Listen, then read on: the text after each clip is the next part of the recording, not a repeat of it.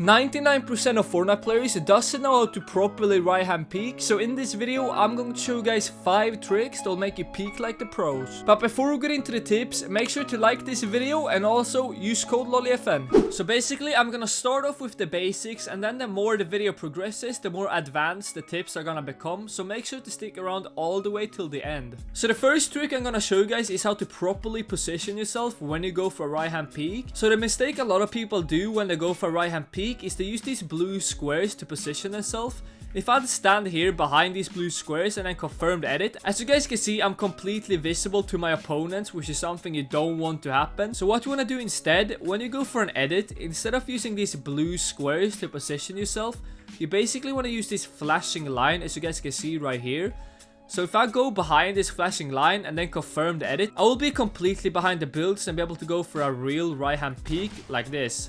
And this obviously works for every single edit you do, so if I'd go for a right hand peek like this, I'm still gonna be able to position myself behind this flashing line. So if I'd stand right here and then confirm the edit, I'm gonna be completely behind the build. So for the second tip, I'm gonna show you guys how to go for a peanut butter edit that'll make it impossible for your opponent to hit you. So all you have to do is to make sure you have a cone below you and a floor above you. This will make it so you'll jump a lot quicker, making it harder for your opponent to hit you. I'm gonna show you guys 2 examples side by side so you guys can see the difference yourselves. The third trick is to never push a box from in front like this.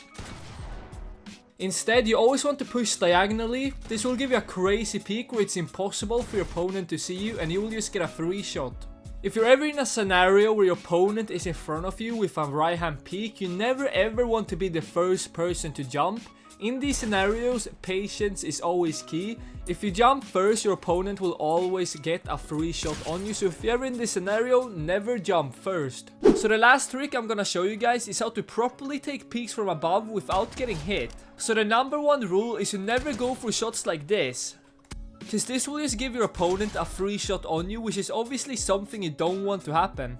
And all you have to do instead is to literally just turn your camera so you get a right hand peek and then just go for the shot. This will give you a right hand peek so your opponent will never be able to hit you.